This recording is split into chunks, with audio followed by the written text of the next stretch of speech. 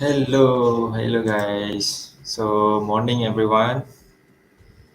Okay, so now we have around 10 viewers. So please come to join our live session. So for today, we'll have a sharing session, and I could say today's sharing session is a bit special since we have a special guest here, which is one of our supplier at Cytron. So I'm Hairil from Cytron. That will be the moderator for today. And let me introduce our speaker, Shazni from Teltonika Networks, that will share about industrial grade networking products and uncovering their pivotal role in revolutionizing connectivity and security within industrial setting. And actually, another one we have Alam. Maybe he will join us later. So he is a Teltonika engineer from Indonesia. That will help us to answer any question that related to technical part. So you guys feel free to ask any question throughout the live. Okay, so yeah. So Shazni, are you okay? Good to go. Yes. Okay, let me share the screen. Okay, so I already shared the screen. So maybe you can start first lah. Uh, before we uh, before we wait for the alarm.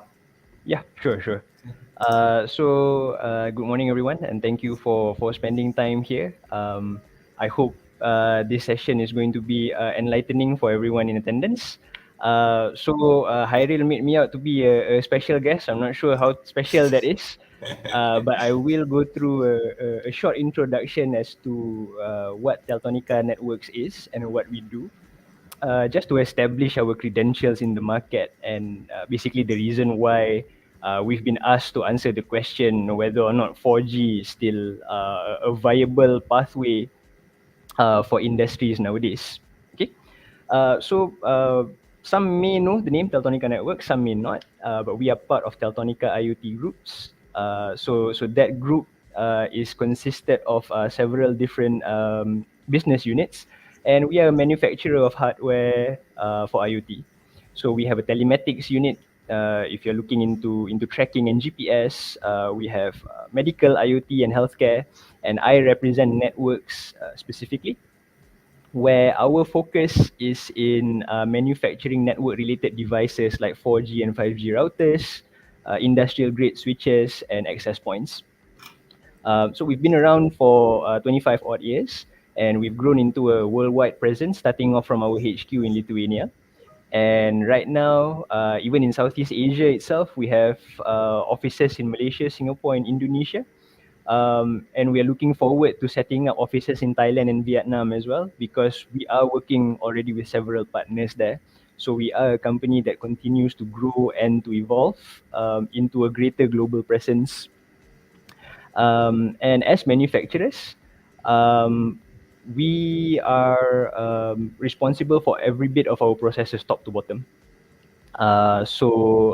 Things like QC, for instance, that's done by us. From conceptualization, that's also done by us. So 100% is done by Teltonika to produce the same degree of consistency for each one of our devices. And then there's also a bit of a saying amongst our customers that once you use one Teltonika device, you've used 100 Teltonika devices, because the same sort of consistency is also seen in our trainings, in our webinars, and in the usage of the devices themselves. So the OS, everything looks the same, so that you get used to using our devices as fast as possible, and that's our motto, our ethos.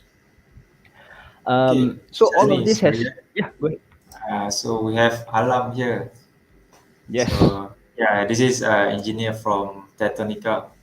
So Alam, maybe Yeah, you can say hi to all the viewers. yeah. Hi, everyone. Okay. Good morning. Yeah, Yep. morning. So Yeah. actually we have So start. We Yeah, have yeah, start yeah. 5 minutes ago. Yes. Correct. The agreement is that any of the easier questions that you can pop down in the comment section, Alam will address immediately.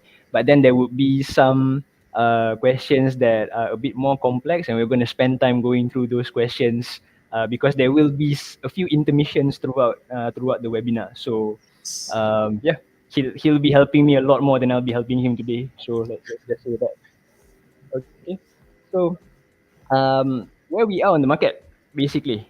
So for industrial networks, this is an official report released by Berg Insights. We are currently third in terms of revenue, but we are outshipping everyone by twice the amount. So our nearest competitor is only half the amount of shipments that Teltonika has.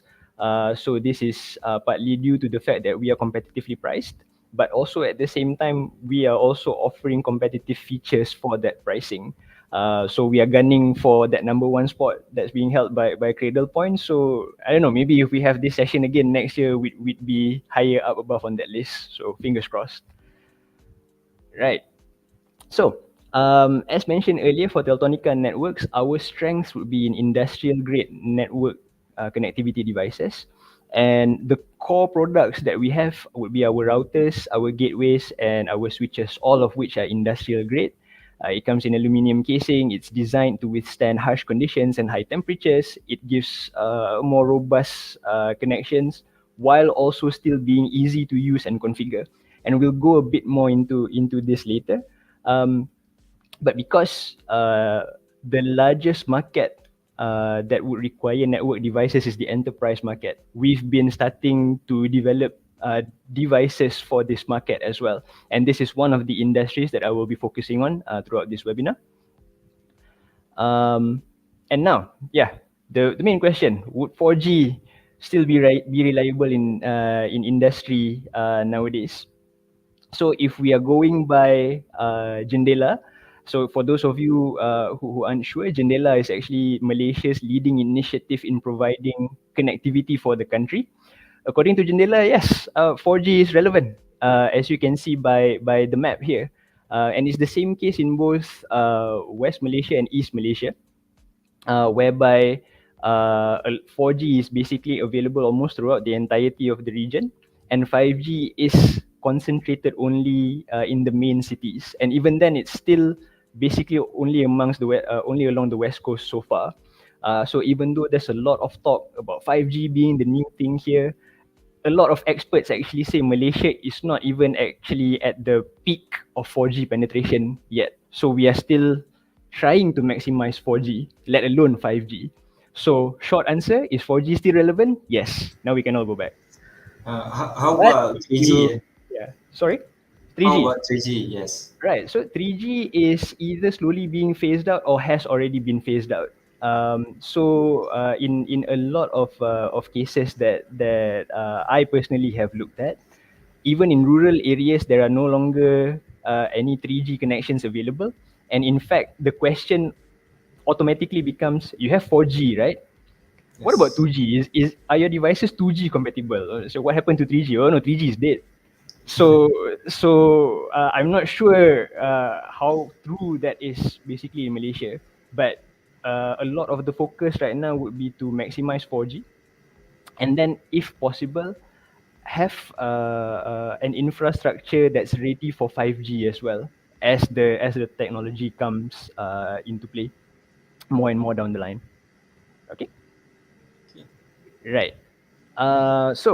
Teltonika is primarily involved in 6 different industries, and this is where 4G is one thing, but the other part of the discussion today would actually be the industry itself and how I define it. So, for this purpose, I would like to keep industry broad, because the idea is to just provide a background as to what's possible with 4G, what we are used to, what we are seeing here in Malaysia, and it might be able to provide ideas for some of the attendees here. Like maybe they're doing projects in one area, and then suddenly, oh, you know, this is actually another project that I can do. This is another area where my expertise can also be relevant, even though it's something new. So I'm here to like provide ideas, to consult, uh, and hopefully trigger some imagination here and there. So we'll start, I would say, with the most direct, and I would say this one of the simplest applications of 4G, where simply said it's a bit of a necessity nowadays, because we are moving into a lot of dry contact, zero touch initiatives. So a lot of these are happening in factories, in a lot of production lines. CNC machines are going to use them a lot. And of course, in these sorts of situations, you would have a PLC that's trying to communicate with all the other devices in that topology. So, in order to provide this mode of communication, yes, wires are available. But what happens if your Ethernet goes down? What happens if your serial port suddenly stops working? What's pushing your data to the cloud? And that's where having wireless technology actually helps. And since 4G infrastructure is at 98% saturation here in Malaysia, so it's simply taking advantage of all the infrastructure that we already have, right? So it simply makes sense. It's a very organic use. So if let's say you're in a situation where you're spending a lot of time trying to figure out what's going wrong with your devices, you're spending a lot of money sending engineers into sites, and then they have to spend time trying to figure out what's wrong. This is where 4G comes in, because it allows you that zero touch access, that remote management, where all of your data can actually be viewed on the cloud. And through either our platform or a platform that you are already using, you can actually monitor the status of your devices. And for a fun bit later, I'm actually going to show how these devices can actually communicate. So we are establishing a remote connection to a third-party device. And yeah, if let's say your 4G is already established, similar use case where it's a production line, um, we have managed switches, right? Which actually help to automate the process even more, because these managed switches would come with certain features like auto pinging, um, certain protocols that are exclusive to them, compatible with the PLCs, that allow you to further narrow down anything that's going wrong with the topology. And while you are figuring out what's going wrong, they are already helping to compensate for the loss of one of those devices. So they are further automating that process for you. So in a way, even though you are going to spend time maybe repairing or replacing some of these devices here and there, your network is still running, your data is still being churned, and most importantly, your manufacturing line, what makes you money, is still also running. So there's no shutdown if let's say everything is fully automated. And this is the purpose of having 4G and 4G related devices in any sort of industrial topology, really. Um, the other thing is, in Malaysia, we've noticed that there's a lot of reliance still on serial ports and legacy devices, and they are definitely not a bad thing. Being old doesn't mean it's not gold. So there's a reason why serial ports are still in use. But again, comes the question of what happens if it's down, right? What's pushing your data then? So that's where we say, look, there are devices that can provide you 4G and still have a connection to serial ports, which means that you don't need to phase out any of the older machinery that you already have. You can still simply use the serial port there, and then if there's any new machinery, you start phasing it in slowly, bit by bit. So that's cost that can be saved. That's time that can be saved, because you're already familiar with the legacy device and there's something that already works with it. So that's one of the advantages of having devices that are 4G capable in these use cases. So before moving into energy and utilities, are there any interesting questions so far from the comment section? So far, no. So maybe your presentation is very good, so all the viewers understand very clearly. So Either no either question for that now. either that or everyone is feeling a bit in the raya mood, so they just want to get this over with. Either way, I'm going to say thank you. Yeah, yeah, yeah. Yeah. Oh yeah, we have one question here. Right. Okay, I show in the screen. You can see the question, right? Yeah. Ah, Mm. Okay. Is there so anything suitable from Teltonika? Okay. Right. So in this from a commercial standpoint, if Allah wants to add on from a technical standpoint, feel free to do so. So from a commercial standpoint, there will be some entry level devices that I would say are actually very suitable to learn about networking, and we have community pages where you can actually look at basically other people's mistakes and other people's problems and learn from that, in a sense, to find your answers. And yeah, some of these items are actually being sold by Cytron. So since I understand that they do a joint module, let's say with their Raspberry Pis, right? That can be an avenue to actually get you introduced into networking via Teltonika. yeah. Okay. Yeah. So hopefully that answers the question, Yes. right? Okay. Okay. So we'll move on to energy and utilities next. Seeing as Malaysia is a petroleum producing country, this is definitely one of the uh, I'd say the largest markets currently. And yet the applications I find are actually still fairly simple. Because in a lot of these use cases, what they are looking for to measure energy and utilities is really just a device to actually provide some form of 4G, so that all the data from their sensors can go to the cloud and make their life easier, basically.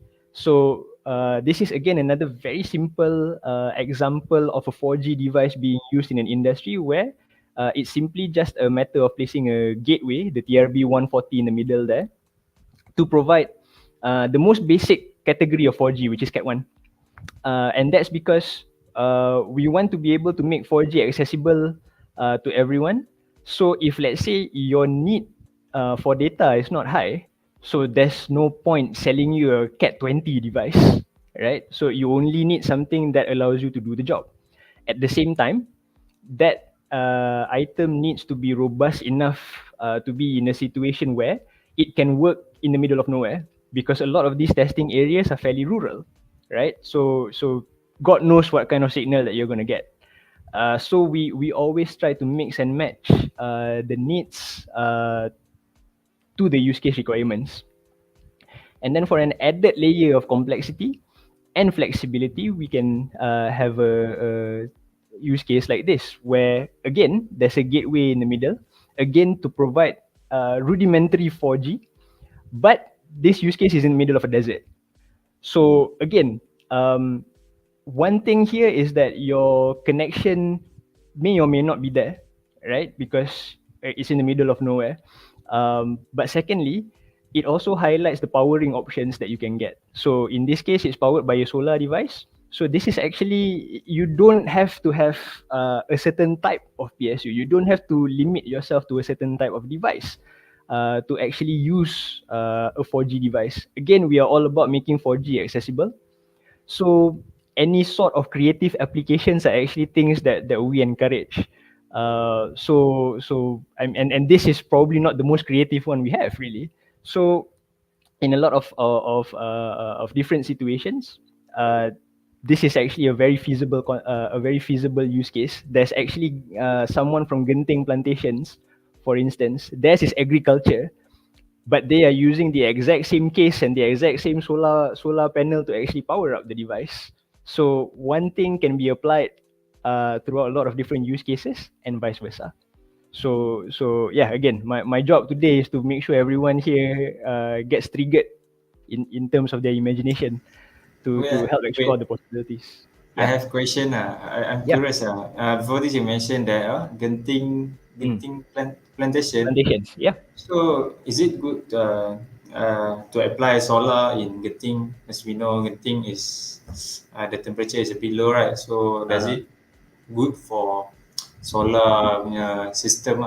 Ah? okay. So there's a small correction there to be made because Genting, being a large group, they have a lot of different subsidiaries, right?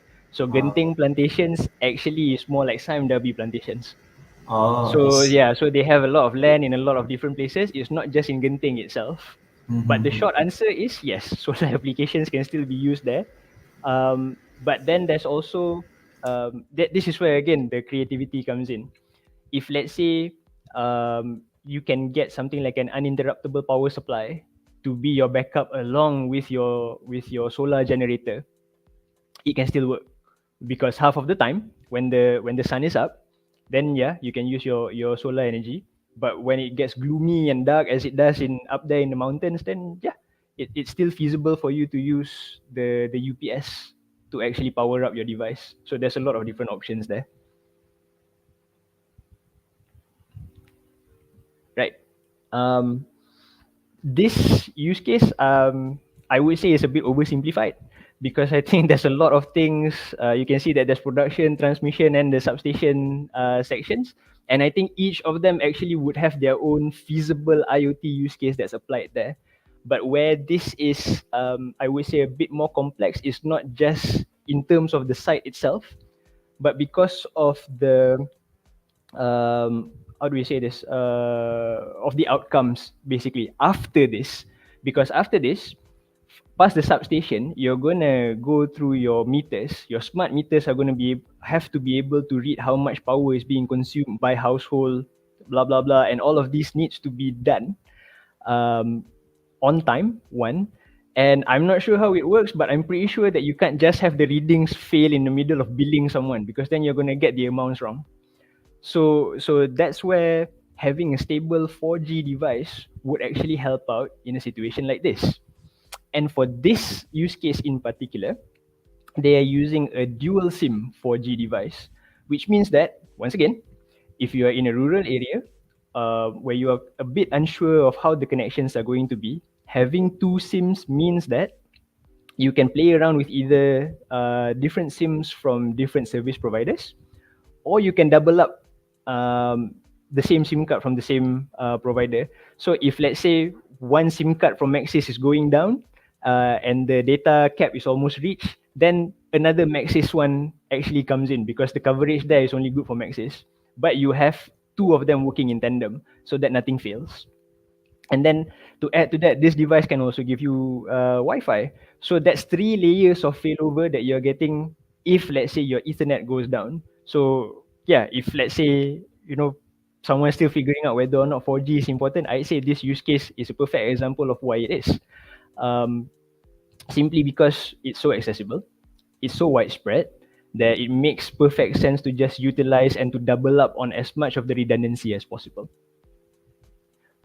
And that covers energy and utilities so far. As usual, any questions from the floor? Any juicy comments? So far, still no question. Fantastic. Just yeah. Or Maybe, maybe they'll be asking you after this, Ariel. So then you'll be asking me. maybe they keep all the question at the end of the session. Yeah, possibly, possibly. Uh, we can move on to smart cities, and this is, I would say, the most nebulous industry in Malaysia, just because it covers so many things, and it's related to so many industries as well that you can't just simply pinpoint something and say that that's a smart city. So there will be a lot of use cases that I will miss out on that covers this topic. So I'm hoping that I'm at least covering some of the most popular. So, for smart cities, a lot of it will concern access control and streaming. A lot of data intensive, high speed requiring applications, and one of them would be for videos and surveillance as well as for live streaming. So, if you've been paying attention to all of the use cases so far, this is the first time where I've actually shown a use case with a Root X device. And basically what that means is for Teltonika, our Root X routers are those that come with a higher category of 4G. It starts with Cat 6 all the way up to Cat 20. So the higher the category, the higher the speed. Simple as that. So in situations where, let's say, parking, surveillance, security contracts, your summons from city council, for instance, where it requires a lot of image data to be transmitted fast, and these are large amounts of data, then you would probably need a higher category of 4G. And in Malaysia so far, getting good 4G speeds has not been an issue. And this is actually shown by one of our most recent use cases, which is done by the Women's Ministry to celebrate International Women's Day. So this happened in the 8th of March, and it took place in Sunway. And unfortunately, the tester didn't actually take good pictures of the topology, so there's not too much to actually go by there. But on the far right, standing up here, is actually our 4G Cat 20 device, which gives you 2 gigs of speed, basically. And this live stream event was actually being done by Astro Awani, which means that, yeah, that there's a bit of a greater pressure to perform, because in a way hundreds of thousands, maybe millions of people are actually viewing that at one point. So you can't actually have the live stream suddenly cut off, and then everyone gets a bad name, especially since the prime minister himself is there. So this is one use case that I'm extremely proud of. And this also actually highlights one of our partners products, which is the enclosure here. It's really small, but basically that enclosure is an enclosure plus an antenna, which boosts the 4G signal. So where you're going to place your routers in a situation where there's a lot of people, there's a lot of concrete, there's a lot of interference anywhere. So you might want to have a different type of antenna just to extend the coverage. And this is where we've actually put that to the test. And the good thing for us is that everything went off without a hitch, and it managed to achieve good live stream speeds without having the feed being able to cut off. So yeah, this is Okay, something I'm extremely I proud have of. I have a question. Yes. So for the router, right? Mhm. Uh, do you guys have reason why you put the router at the maybe I think it's higher floor, right? Is there Correct. any reason or Well, the simple reason is the event takes place on that floor. okay? But I think what's relevant there is also the placement of the device itself, Mhm. because the tester actually managed to spot a cell tower somewhere along that tree line. So Okay. he good products are good products, but you also want to make sure that you're taking as few risks as possible, Yep. because you don't want something to suddenly not work at the at the time when you can afford it the least. Mhm. So he set that up very carefully, to basically maximize all the capabilities. So as we know, in KL we have a lot of Mhm. tall building, right? Does Yep. it affect the signals?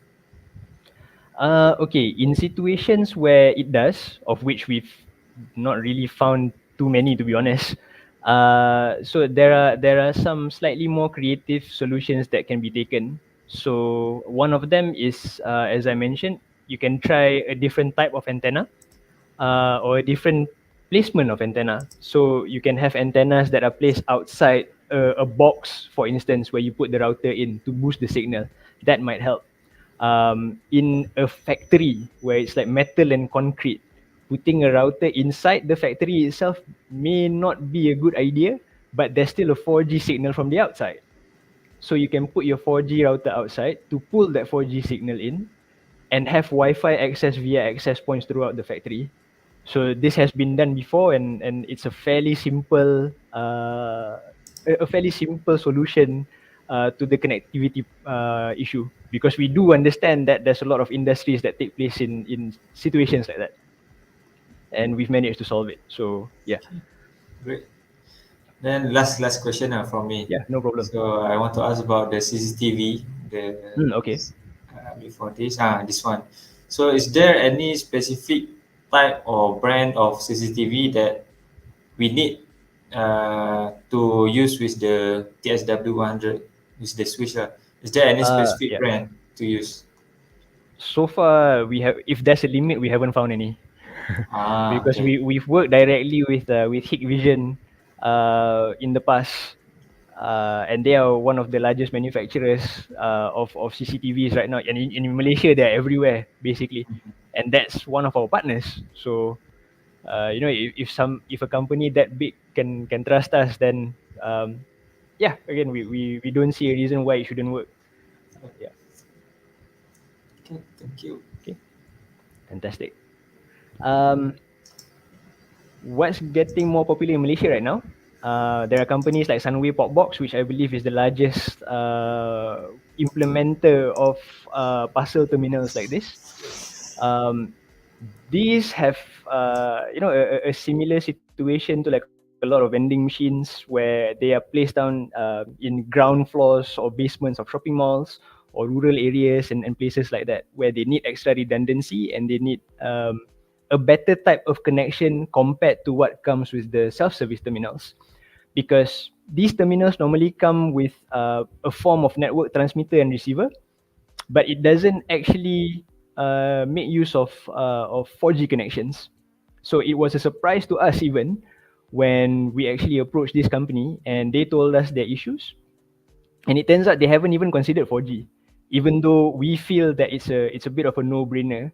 And the reason why is because they have inbuilt transmitters again, which don't make use of that 4G, so they are always having problems with their connections going off. And if you just Google Popbox, you can see that the customer rating is really low, and that's because a lot of complaints are not being relayed in time, and the customers can't collect their parcels and things like that, and all simply because there's a connection existing around in Malaysia that's so abundant, but the device itself is not making use of it.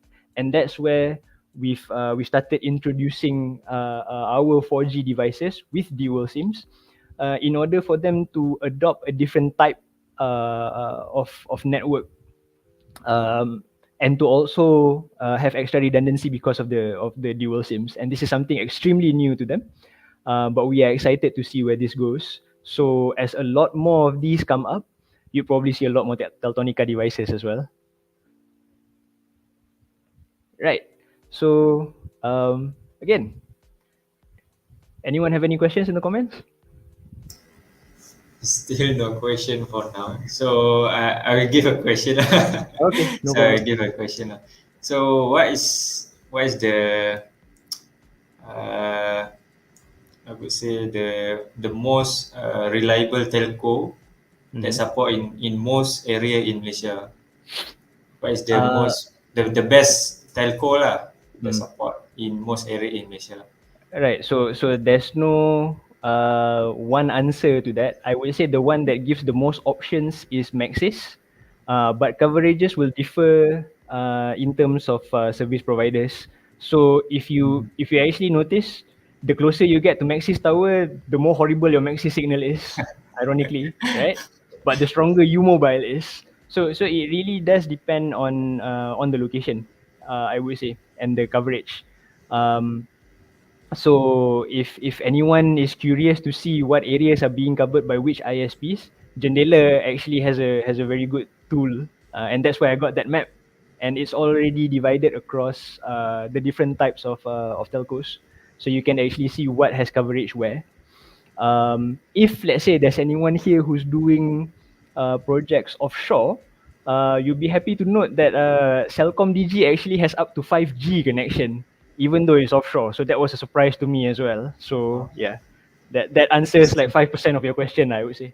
yeah, interesting. Yes, Yeah, it's good to know lah.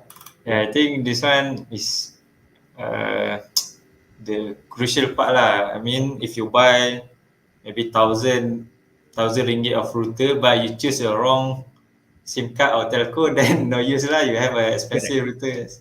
Correct. The one thing So that is also important to note here is that depending on your plan and depending on your SIM, that might also impose a limitation on your device, because we have had some people complaining about connections not being there, or them achieving like a data cap really really fast, which is not according to what they expect.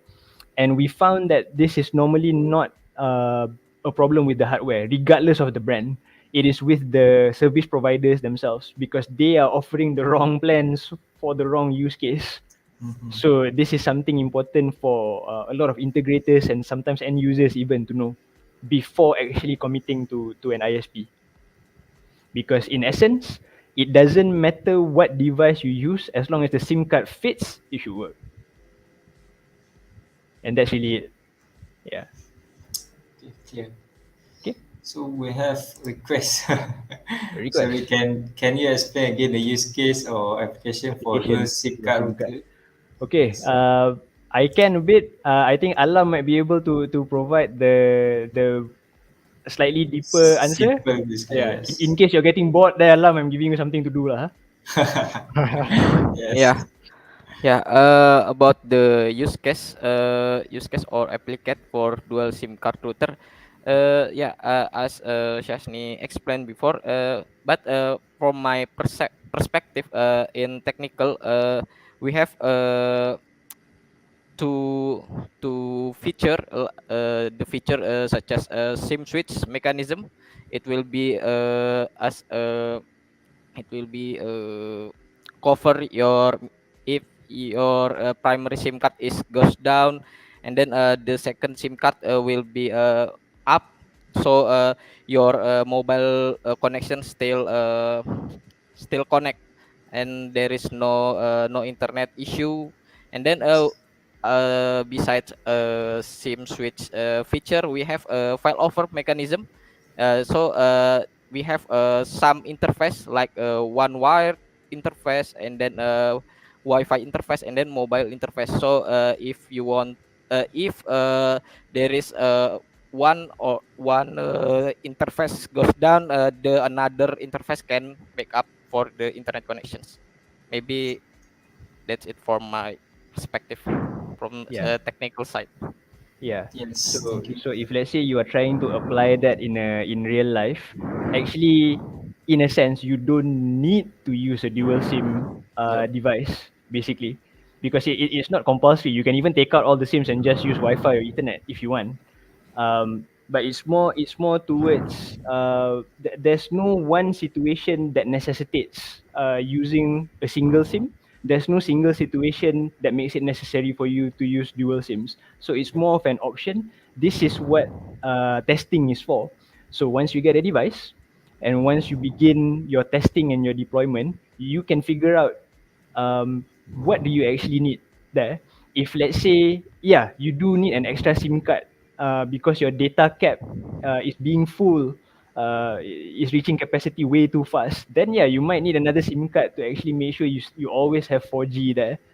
Um, and like Alam said, if let's say you're in a situation where, let's say it's in a car park, and you need the arm to always go up and down because people are always going through because of traffic, right? That kind of situation, you cannot afford to have your network go down, because then your business is going to be disrupted, and there's Yep. only so much you can do from your control center. So you need to have that network all around. So in order to just be safe, it's better to have a dual SIM device there, just to make sure that if let's say the first SIM goes down, the second SIM can still take over. And in the time it takes for you to fix that first SIM, the second SIM is making sure that everything is still going on as usual. So there's minimal lag, and there's minimal failover. There's minimal there's minimal downtime if let's say one connection goes down. So I hope that gives some insight on the application. Yeah, yeah. Very clear. All right. Okay, we have Uh, another question. Is it necessary to have a static IP SIM? If I'm not mistaken, no. But Alam knows more about this definitely, Yes, because yes, this goes yes. into our RMS as well. Yeah. Yeah, it's not necessary for use a static IP SIM card. You can use a dynamic IP address for your SIM card. Okay, Yep. clear. All right. Okay, continue. Uh, for transportation, this is transportation IoT is going to be a big thing soon in Malaysia. It's still fairly new. Um, But we are already getting inquiries and proof of concepts from companies like Prasarana, who are the main players basically in this industry in Malaysia. And there's also some sub-industries, for instance, healthcare, that would make use of transportation IoT as well. Your pharma niagas, for instance, that would have a lot of temperature-sensitive applications. At the same time, they are dealing with mobile assets. So things are constantly moving. You need to make sure that your stocks are moving in the right direction, that the vehicles are actually moving in the right direction, and you need some way to be able to track all that um, in real time, basically. So that's where having a 4G capable device inside your in your warehouse and inside even the truck itself, the transportation vehicle, right? It can be a big boost to how you actually operate things, because now you understand that your drivers are actually taking the right routes. Number one, the right types of stocks are being delivered at the right place at the right time. And if let's say anything goes wrong in between, you can immediately diagnose what went wrong throughout the logistics process. And because the other application is because cold chain tracking is temperature sensitive, there might be fluctuations here and there. So you might want to be able to understand where the temperature is suddenly changing and why it's changing. Then you can immediately fix it. And even in a static environment, let's say in a hospital where you have fridges that store blood or any temperature sensitive medicines, right? You want to be able to understand which hospital has the fridge that's not working, which fridge is not working, and how are you going to compensate for the stock that's in there. So do you still have time to move the blood to another fridge? Do you need to order medicine from another place? So this gives you the opportunity to actually do all that in real time. And in Malaysia, a lot of the devices in hospitals, a lot of the refrigerators are from the 1970s and 1980s. So they don't have this type of capacity, and they don't understand how much it can actually help. So projects are trickling in slowly here and there, where we are actually outfitting serial port capable devices with 4G into the fridges, so that now you don't have, again, to toss away all the old devices. You can still make use of them, but you are teaching an old dog new tricks. Okay. And then in terms of public transport, Prasarana again, in Penang and in KL, they are looking to outfit a lot of their buses with 4G devices. And this is to both allow internet access to the passengers in the buses, as well as to make it easier for things like cameras and payment terminals to actually run at the same time. So there's less of manual labor, I would say, in a sense, manual effort required for you to actually travel on a bus right now, and you have the comforts of actually having high speed 4G to browse whatever content while you're getting from point A to point B. So it's both utilitarian as well as comfortable. And at the same time, because some of our devices are actually railway capable, we are foreseeing that Prasarana would actually move ahead towards not just buses but trains, our LRTs and MRTs, to actually have this type of facilities as well. So yeah, we're looking forward to the future for this. So if anyone is looking for a nice project in the future, go for transportation. I would say Prasarana will be your biggest backup there, and they are more than happy to have Teltonika there as part of their lineup. And then as part of our Seriously, government, yeah, go ahead. how about airplane? Okay. So we have had questions about airplanes so far. So in airplanes, normally it's not feasible for 4G, because you are looking at where your signal tower is versus where your airplane is, and there's not enough uh, basically space for the 4G signal to reach the airplane. So it's Oh. basically too high up to receive that. So for airplanes, they have their own type of way to actually access the internet. I'm not sure if it's VSAT. I don't think it is, but they have their own way of doing so. And I'm saying this as a guy who's been rejected by a lot of aviation companies. I thought they needed 4G, but yeah, so far they don't yet. But if we are talking about airports, then yes. Yeah. To actually help with the which airplanes are getting grounded, which ones are being arranged for liftoff and all that. So yeah, for those use cases, yes, you would probably need 4G, but not in the airplane itself most of the time. Okay.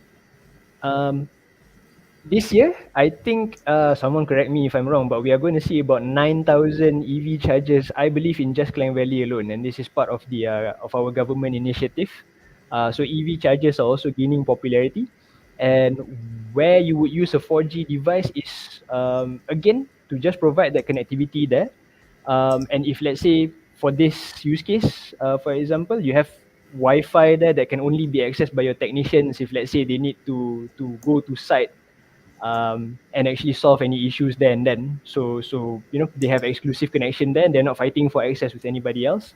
But what's important here is to be able to make the charger be able to know how much charge is being used up in that charging session, and for it to communicate to the payment terminal inside the station.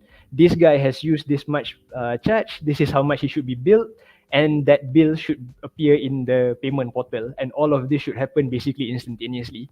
So without some form of wireless connection, you can't actually have that.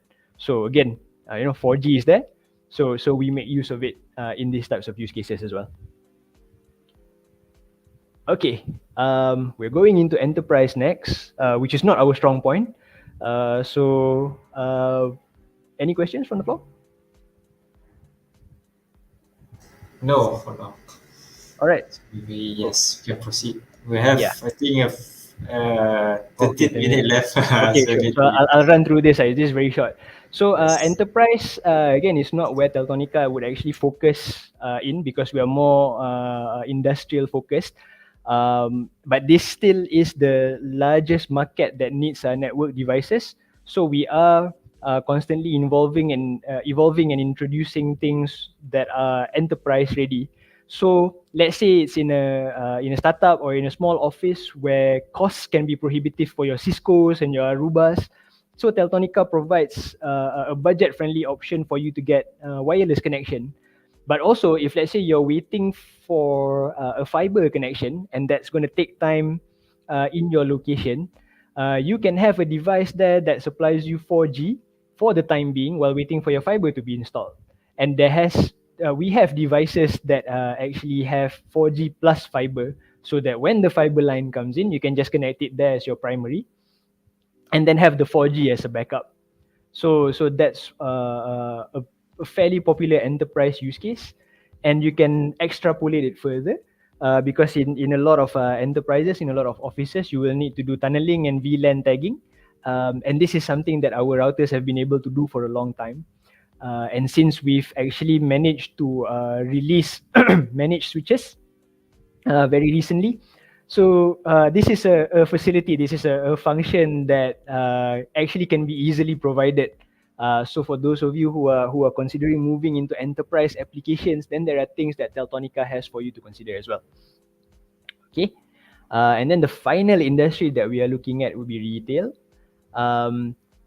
We are seeing a lot more self-checkout counters in supermarkets. So there's a lot more onus on the end user to be able to do things on their own, which means that the margin of error is actually lower. You can't expect people to just simply wait for people to go around and help solve their problems. The network has to be there all the time, and it has to be seamless. I myself have had issues where the connection at the self-checkout terminal is not that great. So you have to either go to a cashier, which is basically non-existent nowadays, or you have to wait for someone to actually come around and help you with it. So in order to navigate around that, we actually have suggested dual SIM dual active modem devices that we also carry, because in addition to what Alam said just now, dual SIMs being able to fail over, having an active connection actually cuts that time even further, because both of your modems are working together at the same time. So there's basically no time for failover. it's milli or microseconds. So usually a failover would take 30 seconds. This would take, you know, 0.001. So which means that in applications like this, uh, where there's a lot of where there's high traffic, you know, you are not expected to have any slowdowns there by having a device like that. And then vending machines would be similar to parcel terminals, except that nowadays the vending machines are actually a bit of an entertainment system as well. It's a lot more interactive. So to be able to provide that interaction with as low latency and low lag as possible, so that's why 4G is there, because it's again it's available up to Cat 20 nowadays, so that's a high speed, and that's enough for a lot of applications involving vending machines, where you can have an entertainment system, you can have your cameras connected to the vending machine itself, and of course all of your sensors and all of your purchases can be done there at the same time, because all the sensors are not having lag when communicating to each other. So that's the advantage of 4G here. And finally, we are actually working directly with some of the major players in the Malaysian advertising industry. So companies like Big Tree, Spectrum Outdoor, Senijaya, they are actually moving forward towards a digital heavy signage, and they don't actually have expertise. They don't actually even know that you can actually have digital signage and you need network and whatsoever for that. They don't have the expertise. So we have worked with an integrator to actually introduce them to how 4G is actually being used for signage, where you can actually control your content from thousands of miles away. So you don't have to actually have someone there. You don't need to physically install anything outside the first time installation. Everything can be done remotely, and your dashboard and your functionalities can be combined with ours. Um, and to that, I will go to our RMS. Uh, Shazni, we have a few questions. yeah. Okay, so the first one will be IRC Sarawak have project for train like buses that is self-driving. How is this relevant? Okay, so for self-driving and robots, right, you'd probably need something with very low latency and very high speed, because everything needs to happen in one shot. You Yeah. need like your auto correction for your driving and everything to be basically instantaneous. It's like the autopilot system for Tesla cars, right? Mhm. Yes. So actually for this, uh, in Malaysia, I'm not sure if we've actually done any testing. So you feel free to add something there, or correct me if I'm wrong. But I would say that there is a similar topology that we've done in Europe, where it's a simulator for a self-driving device, but that uses actually 5G. But then again, the state of infrastructure there is a bit different. So if you're mentioning Sabah Sarawak, that's actually where um, I'd say a lot of the locations that are most popular for not having any connections. But versus Europe, like where 5G is everywhere, so it's different. So it's a different type of perspective. But I would say if you're looking for something extremely instantaneous, the highest category of 4G at least, or just straight up 5G. So that's where it can be relevant. But yeah, we are waiting and seeing if there's actually a project in Malaysia where we can actually be involved to put this to the test. So Adi, if you know anybody doing this, or if you yourself are doing this and you want to give it a shot, let us know, because that would be an interesting use case for us as well. Yeah. Then another question is, what is the difference between the normal 4G routers available in the market, example in Mhm. Shopee and Teltonika? Okay, first of all, Teltonika is also available in Shopee through for some Yeah, yeah. vendors. So yeah, you might come across them here and there. But there's different I would say grades for industrial devices.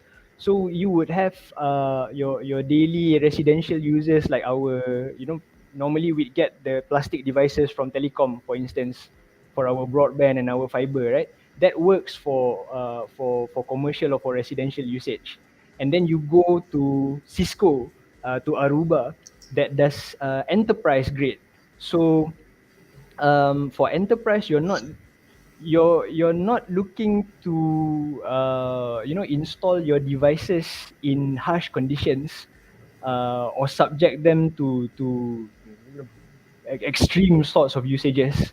So that's where we come in, and we bring in industrial grade devices where you don't really have to worry about where you're actually putting the devices, because they have different types of protection. They usually come with a high degree of cyber security as well, because for industry, we work closely with oil and gas, and oil and gas has basically higher and higher requirements for cybersecurity all the time.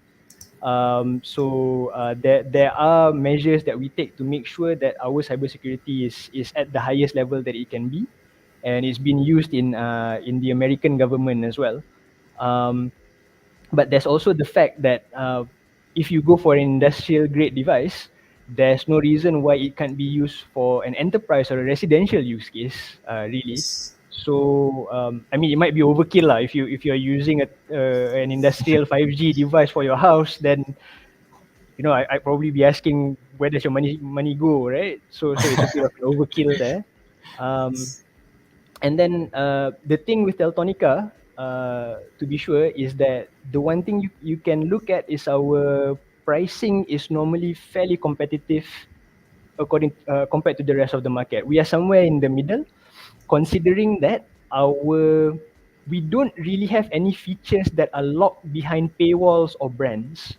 So if you buy like a Cisco, right, for instance, you would see that they have some features that only Cisco can do, and that drives up the price by 4 or 5 times. Not saying that it's bad, but in a lot of cases you may not need to even use that type of functionality.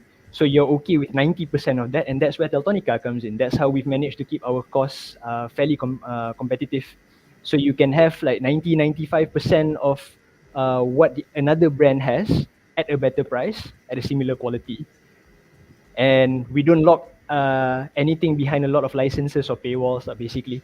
So yeah, I found out that there are some basic features that some companies actually ask you to pay for before you can actually get. So that came as a surprise. Whereas for us, it's already built into the device. So that's some of the differences. But it's a bit difficult to make a comparison because for us, we always ask what model, what requirements, what specifications are you looking at, so that we can compare apples to apples. Because each brand will have their own advantage. I can tell you that.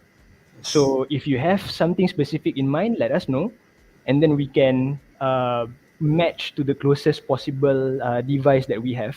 Maybe we don't even have a device that matches. So that's something that our R&D needs to think about creating in the future. So yeah, sorry for the very long answer, but yeah, Yes. it's a multi-layered question, to be fair. Yep. But there's a lot of Yes. brands involved. So yeah. Um, so yeah, since we are on the topic of devices, those of you who are here, I mean, I'm pretty sure you've known Cytron for already a while. You have that relationship with them. So these are currently the devices that they have in their lineup. So the Root 200, for instance, is an entry-level router that was mentioned just now. So this can be a good gateway for you to learn about networking for those of you in college or who are trying to go into networking. The Root 906 here is a serial port capable device with 4G. And then we also have, this is our highest end router for the moment, the Root X50, which is a 4G Cat20 device, which is also 5G ready. So for those of you who are even looking to move into 5G applications in the future, this can be something to be considered as well. And of course, if you have any inquiries about any of our other devices, feel free to ask them to Cytron, and then we will relay the information as needed. So Cytron is happy to basically assist you with this, and we are happy to help Cytron as Yes. well. More than happy. Yeah. See, more than So, happy. Yeah, there you go. so for the Root Thunder is the cheapest and the best seller in Malaysia, right? Not just in Malaysia, it's actually globally. So last year we moved Globally, about yes. 2 million units. Oh, two So million. even though the the number of units sold between the Root 200 and I think the second one is the Root X11 it's more than double if I'm not mistaken. Oh. Yeah. So even though it's a very basic entry level device, it's always popular because it has a lot of different features that can be used here and there. Uh, Yes. so yeah, it gives you a bit of everything. So it's a device that I usually recommend testing out. If let's say you are new to the industry or you are new to Teltonika, for instance. Okay, Okay. right. Do you think we have time for RMS, Irel? Yeah. So we Okay. need to, yeah, need Yeah. to find out. Okay. So RMS. We have our own cloud-based platform, which is its own license. It comes in 4 modules. Um, so I'm going to do a very short demonstration here Yeah, sure. yep, of how some of these would work. So I will share a different screen. So it's going to be the RMS screen first. Let me just like shift it there. Okay. Okay. Does it show RMS? Okay, fantastic. Yes. Yep. Okay, sure. So basically, RMS is where you have your device management, uh, and here you can see the lineup of devices that are connected to this RMS account per se. So it doesn't matter if it's like 10 devices or 1,000 devices. Everything can be done through one platform and basically through one screen. And if you go to the device details itself, I'm just going to hover over some of the features, some of the configurations that you can actually do with the devices. So there's a high degree of customizability that you can do with your devices. And the only thing that you need is just a Teltonika device and a subscription to RMS, which we can cover maybe in a totally different section for just Okay. like maybe an RMS related webinar lah, let's say, right? Yes. And then we understand that in your topologies, you're not just working with Teltonika devices, you're working with a lot of third-party devices as well from multiple brands. So we have 2 ways of accessing third-party devices. One is through RMS Connect, which is simpler, but has slightly more limited protocols. So you're looking at HTTPS, SSH, and then we also have something else called RMS VPN, which is very self-explanatory.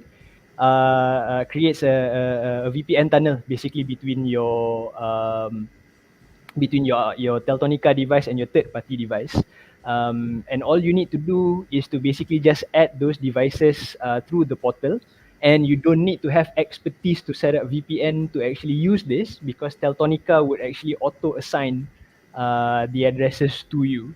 And fun fact, we actually have a camera that's already set up in our office, where we actually can access a video feed uh, from.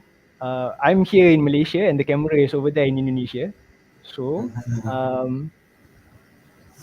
now it's time for me to share my VLC. So is there someone at the Indonesia office who can like wave over there, lah? Because they're just going to see the camera, I think. Yeah, there you go. So Uh-huh. this is a remotely accessed camera. So again, I'm here in Malaysia.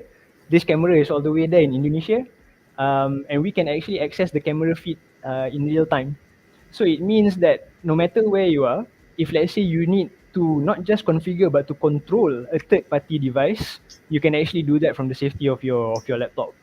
And again, all you need is just a license for RMS, a subscription, as well as a Teltonika device that's registered with RMS. And yeah, we will probably need like a different just RMS related webinar just to go through all the features and all the customizations that you can do. Yes. And even that won't cover uh, the full potential of what it can provide for you, because customers keep underestimating how much it can actually do. So yeah, if let's say there's any of you who are interested, and if Citron is willing, we could actually organize a webinar where we go through RMS as well. Just again for educational purposes and for us to show how it can hopefully save your time and save your costs and give you a different perspective of how network connectivity can actually help you in your day to day. So that would be it really from me. I'm hoping while we look at the video feed, someone actually comes in and yeah, he's shooting at the ceiling, so that someone can actually like realign the camera and just wave to it for a bit, Yes. Yeah. just for some extra. But yeah, Uh, yeah, I'm afraid that viewers will say it is fake. So someone need yeah, to exactly, connect. exactly. So yeah, that's that. But So again, we can we see can the prove that time. at the live session. So if anyone wants an RMS webinar, we can actually have a camera with people actually there. So yeah, I can hold up today's newspaper just to show that it's not a video that's already pre-taken or something like that. I'm willing to go that far. So Yes. yeah, it's no issue for me. So this one is using RMS Connect, right? This is actually RMS VPN. RMS Wave. And Yeah. so another question: is it compatible set up it with Raspberry Pi, for example, to use it with Node-RED? Okay. So short answer is yes. In fact, Hairil, I think if you can send this person the video you sent me when you tested out RMS Connect with your Raspberry Pi. Yeah, So sure. that yeah that actually shows the compatibility. If let's say you want us to test it with RMS VPN as well, then we can do that and take another video for you as well. Um, because that would be helpful, and again it shows that we have multiple ways of handshaking with third party devices. So Mhm. yeah,